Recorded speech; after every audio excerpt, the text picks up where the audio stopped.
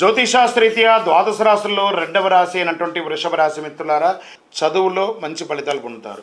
అన్నదమ్ములు అక్కచెల్లో ఆస్తి విభజనలో కాస్త జాగ్రత్త, కాస్త ఆట విడుపు ఉండండి. మన రక్త సంబంధికులే కదా అని చెప్పి వదలండి.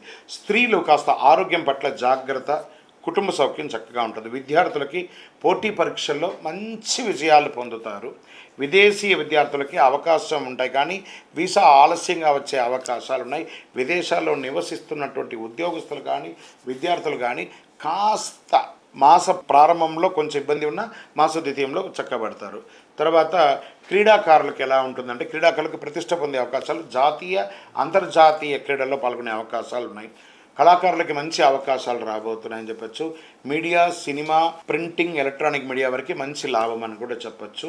ఇండస్ట్రీస్ వాళ్ళకి ఇది ఒక మంచి సమయం అని కూడా చెప్పచ్చు.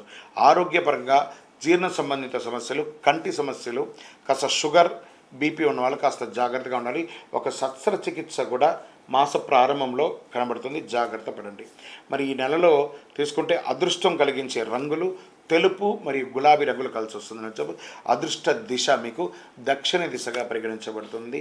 మంచి రోజులు 3, 7, 12, 20, 26. అదృష్టమిచ్చే సంఖ్య 6 అని చెప్పడం జరుగుతుంది. చంద్రాష్టమం ఈ నెల 14వ తారీఖు నుండి 15వ తారీఖు వరకు చంద్రాష్టమం ఉంటుంది. ఈ 2 రోజులు చాలా జాగ్రత్తగా మీరు సంతకం పెట్టేటప్పుడు కానీ, ఇతరులతో మాట్లాడేటప్పుడు కానీ, వాహనం నడిపేటప్పుడు కానీ జాగ్రత్తగా ఉండండి. ఓం శుక్రాయ నమః అనే ఒక మంత్రాన్ని 108 సార్లు డైలీ చెప్పుకుంటూ ఉంటే పరిహారం.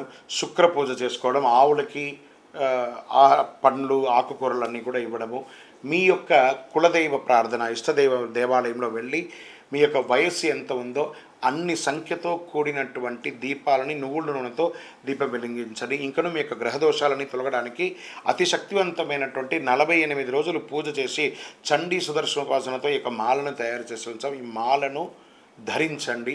ఆరోగ్యంగా ఉండండి, ఐశ్వర్యంగా ఉండండి, సంతోషంగా ఉండండి. విజయోస్తు.